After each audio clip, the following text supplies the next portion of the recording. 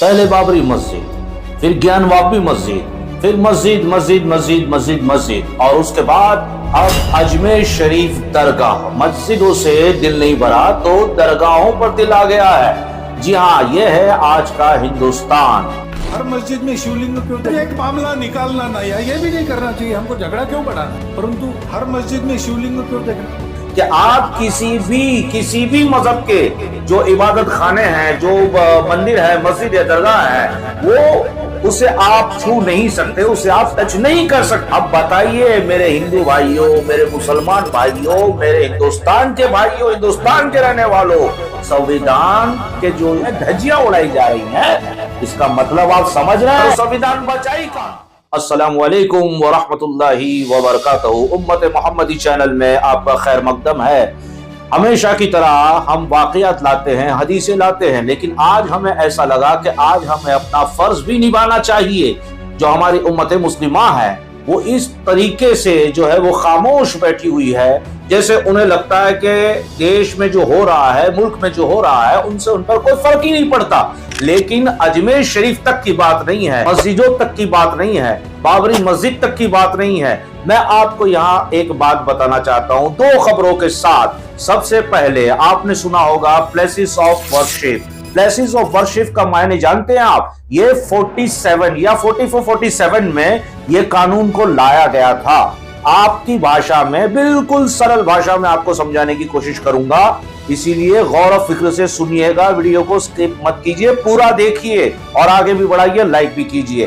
Places of worship, इसका मतलब उसमें जो लिखा हुआ था, जो 47 में ये कानून बनाया गया था, जो अब भी लागू है। प्लेसेस ऑफ वर्शिप में जब देश आजाद हुआ था तो लोगों में ये ज्यादातर मामलात पाए गए थे कि लोग मस्जिदों की तरफ देख रहे थे कि उसमें मंदिर है, लोग मंदिरों की तरफ देख रहे होंगे कि मस्जिद है। तो उस वक्त के लीडरान ने, उस वक्त के जो हमारे जो संविधान लिखने वाले थे, उन्होंने, डॉक्टर बाबा साहब आम्बेडकर और भी लोगों ने प्लेसेस ऑफ वर्शिप नाम का एक एक्ट बनाया, जिसके अंदर यह लिखा गया था कि बाबरी मस्जिद के अलावा, बाबरी मस्जिद को अलग रख दिया गया था, बाबरी मस्जिद के अलावा कोई भी मस्जिद के नीचे मंदिर अगर था भी तब भी वो मस्जिद ही रहेगी, और किसी मंदिर को तोड़कर मस्जिद बनाई गई होगी तब भी वो मस्जिद रहेगी, या किसी मस्जिद को तोड़ के मंदिर बनाया होगा तब भी वो मंदिर रहेगा। यानी 47 के बाद ये प्लेसेस ऑफ वर्शिप आने का मतलब ये था कि आप किसी भी मजहब के जो इबादत खाने हैं, जो मंदिर है, मस्जिद है, दरगाह है, वो उसे आप छू नहीं सकते, उसे आप टच नहीं कर सकते। ये प्लेसेस ऑफ वर्शिप का मेन जो है वो बताने का जो है हमारा मकसद है, और आपको इसे समझना पड़ेगा। देखिए, प्लेसेस ऑफ वर्शिप एक कानून है, ये मेरा और आपका बनाया हुआ नहीं था, संविधान में है, लेकिन उसी कानून का जो है आज तोड़ निकाला जा रहा है।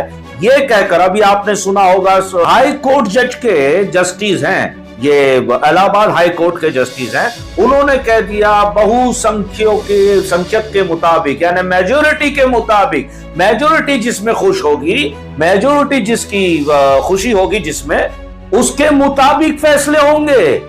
अब बताइए मेरे हिंदू भाइयों, मेरे मुसलमान भाइयों, मेरे हिंदुस्तान के भाइयों, हिंदुस्तान के रहने वालों, संविधान के जो ये चीथड़े उड़ाए जा रहे हैं, धज्जियां उड़ाई जा रही हैं, इसका मतलब आप समझ रहे हैं? शायद आप में से बहुत लोग मुझे देख के, मुझे सुन के खुश भी होते होंगे, लेकिन यहां खुश होने की जरूरत नहीं है। यहां पे देखिए जो बताया गया है कि बहुसंख्यक लोग जिसमें खुश होंगे, संविधान वही फैसला लेगा, तो संविधान बचाई का। अभी बहुसंख्यक लोग से अगर हम बात करें तो आप कहते हैं कि 100 करोड़ हिंदू है। अब आप देख लीजिए 25, 26, 27 करोड़, 28 करोड़ मुसलमान होंगे, तो 100 करोड़ हिंदू को बहुसंख्यक तो कहा गया। तो बहुसंख्यक जो चाहेगा वैसे आप फैसला लोगे। बहुसंख्यक ने कहा ये फलानी मस्जिद के नीचे मंदिर था, आपने फैसला दे दिया कि मंदिर था, मस्जिद तोड़ दीजिए और मंदिर बना दीजिए। आप देखिए यहाँ बहुसंख्यक की जो बातें हो रही हैं, इस पे आपको थोड़ा फिक्र करने की जरूरत है। आप चाहे मुसलमान हो, आप चाहे हिंदू हो, आप चाहे सिख हो, आप चाहे ईसाई हो, दलित हो, जिस भी मजहब से आप ताल्लुक रखते हैं, आपको इस पर गौर करना पड़ेगा। क्योंकि सबसे पहले देखिए बहुसंख्यक 100 करोड़ हिंदू, अब वो 100 करोड़ हिंदू अगर कह दे कि ये चीज अच्छी नहीं, तो हमारा कोर्ट जो है ये कहकर फैसला सुना देगा कि बहुसंख्यक की जो इच्छा है, उनकी जो खुशी है, उनकी जो ख्वाहिश है, उसके मुताबिक ही फैसला सुनाया जाएगा। तो आप मुझे बताइए कि बहुसंख्यक अगर 100 करोड़ है, जिन्हें 100 करोड़ हिंदू कहा जाता है, तो मुझे बताइए उन 100 करोड़ में से हिंदू कितने हैं? आपको तो लग गया कि 100 करोड़ हिंदू है। नहीं, 100 करोड़ में हिंदू कितने हैं? अब 100 करोड़ में जितने हिंदू हो गए, सिखों को निकाल दीजिए, ईसाइयों को निकाल दीजिए, जैनों को निकाल दीजिए आप, तो बहुत से लोग निकल जाएंगे। तो हिंदू बचे कितने? और जो हिंदू बचे भी हैं, उनमें से कितने आपके इस फैसले से खुश हैं और कितने नहीं? सब हिंदू खुश नहीं होते। इसलिए मैं कह रहा हूं, बहुसंख्यक आप 100 करोड़ को गिनते हैं, या बहुसंख्यक आप विश्व हिंदू परिषद को गिनते हैं, या बहुसंख्यक आप आरएसएस को गिनते हैं, या बहुसंख्यक आप बीजेपी को गिनते हैं, तब तो भैया आपके लिए ये बुरी खबर है। क्योंकि कल उठकर आरएसएस, वीएचपी, विश्व हिंदू परिषद जो और बजरंग दल जैसी जो ऑर्गेनाइजेशन है, वो कुछ भी कह देगी और आप कह दोगे कि ये बहुसंख्यकों की इच्छा है, जबकि कोई पूछने नहीं आता। आपको पता होगा मोदी जी ने शुरू में कहा था, तरह तरह की स्कीम लाते थे और कहते थे कि ये आम आदमी के लिए। वो आम आदमी तो हमें अब तक मिला नहीं, इंतजार कर करके हम थक चुके हैं, आम आदमी मिला नहीं। आप सोच रहे होंगे इतनी सीरियस टॉपिक पर मैं हंस के क्यों बात कर रहा हूं। जी हाँ, मुझे पता है कि इस्लाम को मिटाने की कोशिश पहले भी की गई, आज भी है और आगे भी होगी, लेकिन अल्हम्दुलिल्लाह सुम्मा अल्हम्दुलिल्लाह ये ना मिटा है, ना मिटेगा, ना मिटा पाएगा कोई। और जो भी इसे मिटाने की कोशिश करता है वो खुद मिट जाया करता है। ये तारीख है, आप हिस्ट्री पढ़ लीजिए। बहुत से बादशाह है, बहुत से शहंशाह है, मगर इस्लाम की बुनियाद को नहीं हिला पाए। आज मैं बात कर रहा हूं उम्मत मुस्लिमा के लिए, जो हिंदुस्तान के मुसलमान हैं उनके लिए, और जो हिंदुस्तान के हिंदू हैं उनके लिए, कि जो लोग मेरी सोच से इत्तेफाक रखते हैं, क्या मैं उनसे पूछना चाहता हूं, यह कानून सही होगा, ये सोच सही होगी, ये विचारधारा सही होगी? तब तो आप बताइए। देखिए इतनी महंगाई आगे बढ़ गई, पेट्रोल के दाम, डीजल के दाम, सब्जियों के दाम, खाने पीने, राशन, लाइट बिल वगैरह सारे दाम बढ़ गए। तो यहां बहुसंख्यकों को क्या सस्ते में मिलेगा? महंगा तो हिंदुओं को लग रहा है। मुसलमान तो 20-25 करोड़ है, काम चला लेंगे, लेकिन 100 करोड़ को भी पेट्रोल वही भाव में मिल रहा है, डीजल वही भाव में मिल रहा है, अनाज वही भाव में मिल रहा है। अरे जरा उसकी तरफ आइए, जॉब नौकरी को देखिए, एजुकेशन को देखिए। नौकरियां नहीं है हमारे बच्चों के पास, हमारे देश के बच्चों के पास, और आप लगे हुए हैं मस्जिद के नीचे मंदिर, दरगाह के नीचे मंदिर। मुझे एक बात बताइए, देखिए अगर आप में से किसी को नाराजगी होती है तो मैं माफी के साथ ये कहूंगा कि मेरा कोई मंशा नहीं है किसी की आस्था से खिलवाड़ करना, क्योंकि मेरा मजहब इसकी इजाजत नहीं देता। लेकिन आज जो हिंदुस्तान में हो रहा है, एक हिंदुस्तानी होने के नाते मुझे ये मैसेज आप तक पहुंचाना बहुत जरूरी है। ये जल्दी जल्दी मैं कह रहा हूं, जज्बात में नहीं कह रहा हूं, जल्दी जल्दी इसलिए कह रहा हूं ताकि वीडियो ज्यादा लंबा ना हो, क्योंकि आप लोग देखते कहां हैं? रील से बाहर आइए साहब, मेरे बच्चों, देश के बच्चों, रील से बाहर आइए। जरा देखिए, आप पढ़ लिख के बड़े हो गए हैं, लेकिन जॉब है कहीं नहीं है। इसी तरह खामोश बैठे रहोगे तो मटिया पुलेत हो जाएगा, देश का हो चुका, अब हमारी बारी है। आइए सुनिए, अब जो है कि बहुसंख्यक जो जिस चीज में राजी होगा उसे सही माना जाएगा, बहुसंख्यक जिसमें राजी होगा उसे अच्छा माना जाएगा, उसे ही फैसला कर देंगे, फैसला देने की कोर्ट। तो ये क्या देश? संविधान संविधान संविधान। आपने देखा होगा कई पार्टियां हैं, मैं किसी पार्टी के साथ नहीं हूं, मैं सिर्फ अपने देश के साथ हूं, अपने दीन के साथ हूं, अपनी उम्मत के साथ हूं, और हर वो हिंदुस्तानी के साथ हूं जो हक देखता है, हक बोलता है, हक सुनता है। लेकिन कई पार्टियों ने हमारी जो संविधान की किताब लहराई, संविधान की किताब लहराकर कहा संविधान बचाइए, संविधान बचाइए, संविधान बचाइए। आप लोगों में से बहुत लोगों ने सोचा होगा कि हर इलेक्शन पे संविधान होता है, इलेक्शन के बाद भी संविधान लेकर के ये फलाने फलाने पार्टी के लोग बैठे हुए हैं, तो ऐसा क्यों कर रहा है? करना पड़ता है। वो पढ़े लिखे हैं, दूर अंदेशी है, दूर का सोचते हैं। वो जानते हैं कि इस वक्त हुकूमत में जो बैठे हैं उनकी मंशा क्या है, उनकी सोच क्या है, उनकी विचारधारा क्या है। और वो ये समझ चुके हैं कि उनकी सोच, उनकी मंशा, उनकी विचारधारा सिर्फ ये है कि संविधान को या तो खत्म करो या कम से कम बदल। और याद रखो, जब आप पर किसी पर कोई जुल्म हुआ, आप कोर्ट जाएंगे तो कोर्ट आपको कह देगी कि बहुसंख्यक के हिसाब से आप पर फैसला और इंसाफ होगा। मैंने पहले भी कहा था, बाबरी मस्जिद फैसला था, इंसाफ नहीं। और हमने मिल करके यह फैसला लिया था कि बाबरी मस्जिद दे देने से अगर देश में अमन, शांति और तरक्की आती है तो हम ये देने को तैयार है। वरना प्रूफ अभी तक नहीं हुआ कि बाबरी मस्जिद के नीचे कोई मंदिर था। मैंने कहीं अपने लोगों से कहा था कि देखिए, और अच्छी चीज है कि आपने दे दिया, चलो एक टंटा जो है वो निकल गया, लेकिन यह आखिरी नहीं है, यहीं से शुरू होगा। और वही हुआ। ज्ञानवापी, मथुरा वगैरह जो भी है, अब दरगाह शरीफ तक आ गए। मुझे बात बताइए कि आपको मस्जिदों के नीचे ही मंदिर क्यों मिलते हैं? मैंने तो सुना था खुदा भगवान जो होता है वो आसमानों पर होता, हम जमीनों में जो है वो उसे ढूंढ रहे हैं। अरे भारत जोड़ो योजना थी, अब ये हो गया भारत खोदो योजना। खोद दो पूरा भारत, कहीं ना कहीं कुछ ना कुछ तो निकलेगा ही।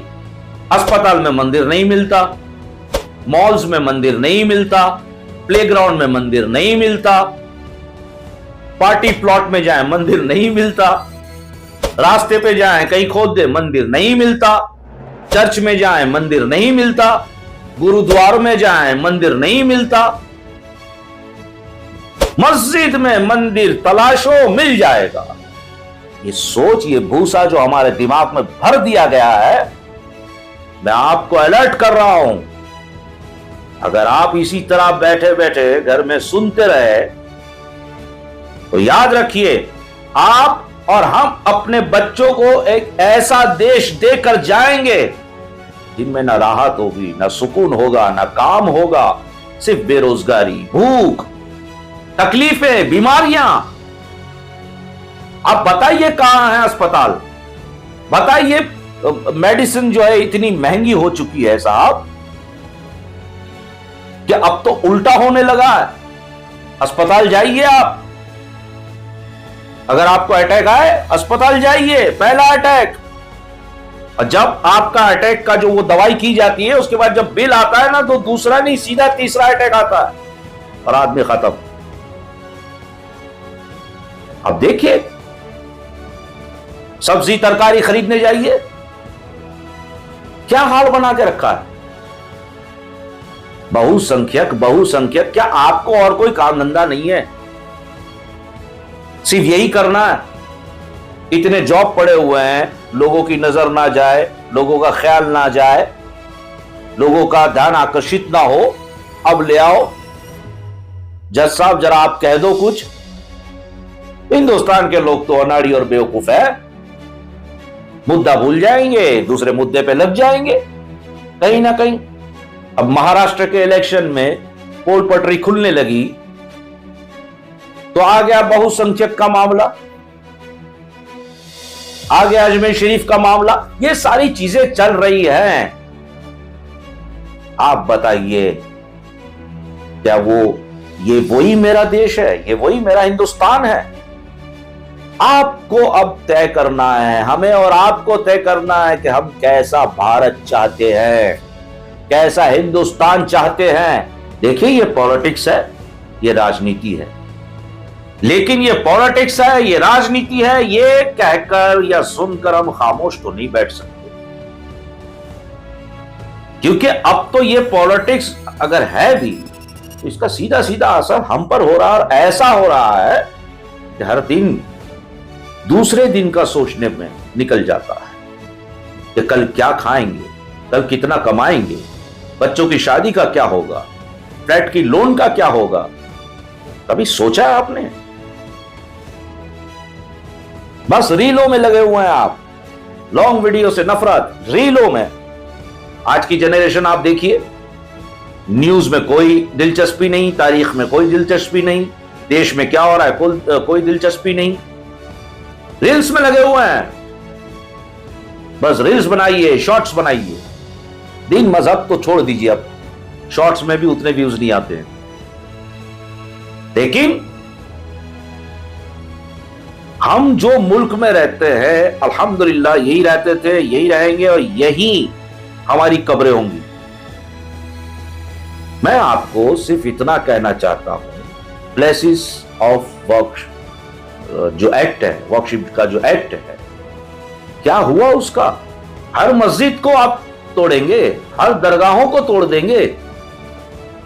कल तो ये बहुसंख्यक के मुताबिक फैसला होना चाहिए, ये बहुसंख्यक उठ करके कह देंगे मुसलमान इस मुल्क में नहीं चाहिए, तो क्या करेंगे आप? सबसे पहले बताइए दो चीजें। बहुसंख्यक जिसे आप हिंदू कहते हैं, नहीं, वो हिंदू नहीं है। अगर ईसाइयों और सिखों को निकाल दें, उसके बाद 100 करोड़ में से जो हिंदू बचते हैं, उनमें से भी मैं कह रहा हूं चैलेंज के साथ 70%, 70% हिंदू आपके इस नजरिए के खिलाफ होगा, क्योंकि वो समझदार है, वो जानता है कि आप क्या कर रहे हैं। लेकिन मुझे डर ये नहीं, बहुसंख्यक के नाम पर अब क्या पूरे जो है वो वोटिंग करवाएंगे और फिर फैसला लेंगे कि बहुसंख्यक फलानी चीज पर क्या फैसला चाहता है, क्या खुशी जाहिर करना चाहता है, उसकी ख्वाहिश क्या है? ऐसे होंगे? नहीं। मेरे हिंदू भाइयों, जरा दिमाग को खोलिए। यहां अमन, शांति और भाईचारे की जरूरत है, अब तो बहुत जरूरत। मैं हिंदू भाइयों से कहूंगा, अपने मजहब में देखिए, क्या कहीं आपको लिखा मिल जाएगा कि किसी कौम को, किसी नॉन हिंदूज को आप इस तरीके से तकलीफ देंगे? नहीं ना। क्या लगता है आपको? ये जो हिंदुत्व के नारे लगा रहे हैं, बहुसंख्यकों के नारे लगा रहे हैं, जिनको आप सपोर्ट कर रहे हैं, आपसे मुराद आप में ज्यादातर लोग, या आपको छोड़ देंगे, आपसे भलाई करेंगे, आपसे अच्छा बर्ताव करेंगे? ये किसी के नहीं होते साहब। ये हिंदू नहीं है, ये दिखते हैं। एक टीका लगा लेने से हिंदू नहीं बन जाता। जिस तरह दाढ़ी टोपी रखने से मुसलमान दिख सकता है, बनता नहीं है। उसके लिए किरदार चाहिए, मजहब पर चलने वाला एक सोच चाहिए, है आपकी और हमारी नहीं। हमारे जो कौम में भी कई लोग ऐसे मिल जाएंगे आपको, जो ना सोचते समझते कुछ नहीं, बस मुंह खोला बोल दिया। देखो, मैं ना पॉलिटिशियन हूं, ना लीडर हूं, मैं एक हिंदुस्तानी हूं, एक मुसलमान हूं, एक सैयद हूं। मेरा खून खौल गया, ये वीडियो बनाना पड़ा। ना कोई आवाज उठा रहा है, ना कोई कुछ बोल रहा है। कोई भी एरा गहरा नत्थू खैरा उठ करके औलिया कराम और पैगंबर और नबियों की शान में गुस्ताखी कर देता है, हम चुप है। इसका मतलब ये नहीं है कि हम फसाद करें, नहीं। संविधान ने हमें यह हक दिया है कि हम अपनी बात रखें कानून के दायरे में। आज के बाद अगर इस्लाम और बुजुर्गान इस्लाम, इन पर अगर किसी ने नुक्ताचीनी की या उंगली उठाई, आप अपने नजदीकी पुलिस स्टेशन में जाइए और उसके नाम की FRI कीजिए। पर ऐसा नहीं है कि ये इलाके में से एक ने कर दी, नहीं, हर एक करें। उस इलाके में अगर 500 मुसलमान है, 500 FIR करें, प्रेशर डालिए। जब तक ये नहीं करोगे मेरे भाई, कुछ नहीं होगा। हमारी कौम के बच्चे नशों में मुब्तला हैं, होश में आइए। चरस, गांजा, दारू, अफीम, न जाने क्या क्या, ध्यान दीजिए। आप मेरी ये बात सुनकर आपको लगेगा कि मैं हिंदुओं के खिलाफ, नहीं। मेरे कई चाहने वाले, कई दोस्त, कई करीबी हिंदू हैं, मैंने तो कभी उनमें ऐसी कोई चीज नहीं देखी। इसीलिए मैं कहता हूं, ये जो कर रहे हैं वो हिंदू नहीं, या कम से कम मेरे हिंदू नहीं। जिन्हें मैं जानता हूं। देखिए, यहां एक बात याद रखिएगा, कोई अगर एक नुक्ता, एक पॉइंट दे देता है, जैसे ये जज साहब ने दिया कि बहुसंख्यक के हिसाब से फैसला होना चाहिए, आपने कहा ये कह देना अलग बात है, होता थोड़ी है। लोग विरोध भी करेंगे, सब कुछ होगा, आप कहेंगे कि देखा विरोध हुआ ना, लेकिन याद रखिए आने वाले दिनों में यही चीज लागू हो जाती है। ये मैंने देखा है, कई वर्षों से मैं देखता आ रहा हूं, 8-10 साल से। ये कहा जाता है कि आप कह के देखो, रिएक्शन देखेंगे उसके बाद। अब जब रिएक्शन हमारा आ ही नहीं रहा है तो ये चीजें तो लागू होगी। हमारे अपने अंदर एकता नहीं है, सुन्नी, वहाबी, शिया, अब तक बटे हुए हैं इसमें हम। अरे करना है कीजिए भाई, मगर मुसलमान तो हो सकते हो, एक अलम के नीचे तो आ सकते हो। और वो हिंदू मेरे भाई जो उनकी सोच को गलत समझते हैं, मैं उनको कहूंगा आप अपने मजहब की हिफाजत कीजिए। ये बदनाम कर रहे हैं हिंदुत्व को, मजहब को बदनाम कर रहे हैं, धर्म को बदनाम कर रहे हैं। इसकी हिफाजत कीजिए। ये हिंदुस्तान है, बहुत खूबसूरत मुल्क है, और यहां हम एक दूसरे मिल करके रहते हैं, यही तो हमारी खूबसूरती है। लेकिन मेरे भाइयों, वीडियो लंबा होगा, बोर भी होंगे आप, बस यही वजह है कि हम सुस्त हो चुके हैं। हमें लॉन्ग वीडियो नहीं देखने, रील्स देखनी है, शॉर्ट्स देखने हैं। ये रील्स और शॉर्ट से जिस दिन आप उब जाओगे ना, तब आप आंख खोल के देखोगे तो आपके सामने कुछ नहीं होगा जिससे आपको फायदा पहुंचे। आपका मुसलमान होना गुनाह हो जाएगा। आंखें खोलिए, अपनी हक के लिए आवाज उठाइए। याद रखिए, किसी को कोई तकलीफ ना हो, इस्लाम इसकी इजाजत नहीं देता। बहुत से प्लेटफॉर्म है, बहुत से तरीके, बहुत से रास्ते हैं। आवाज उठाइए, बोलिए। अब आप कहेंगे कि ईडी आएगा, सीबी आएगा, फलाना, अब बचा ही क्या है? क्या बचा है? मैं अपने महाराष्ट्र की पुलिस के साथ साथ पूरे देश की कानून व्यवस्था से गुजारिश करता हूं कि अब देश को बचाना हमारा तो कर्तव्य है, हमारा फर्ज है, हम करेंगे भी। लेकिन आज के हालात के हिसाब से यह जिम्मेदारी आप पर ज्यादा आ गई। संभालिए अपने मुल्क को, हमारे मुल्क को। बिक रहा है, बर्बाद हो रहा है, तबाह हो रहा है। ऐसा नहीं है कि जब बर्बादी आएगी तो किसी एक कौम के लिए आएगी। जब कोई मुल्क बर्बाद होता है साहब, तो बर्बादी ये नहीं देखती कि मैं मुसलमान के यहाँ जाऊं या हिंदू के यहाँ, वो बर्बादी पूरे मुल्क पे आ जाती, जिसमें हिंदू भी रहता है, मुसलमान भी रहता है।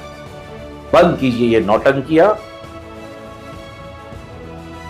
मस्जिद के नीचे मंदिर या मंदिर के नीचे मस्जिद, किसी भी कौम से हो आप, बंद कर दीजिए। कुछ नहीं रखा इसमें। देखिए, सबर का एक बाण होता है, पैमाना होता है। मुझे लगता है कि अब वो छलकने लगा। देखिए, ये सारे मामलात हैं, इसे आगे ना बढ़ाएं। हम सब का फायदा इसी में है। वीडियो काफी लंबा हो गया, आपने मुझे इतना सुना, मैं आपका शुक्रगुजार हूं। उम्मीद करता हूं कि आप समझेंगे इस बात को, चाहे हिंदू हो या मुसलमान हो।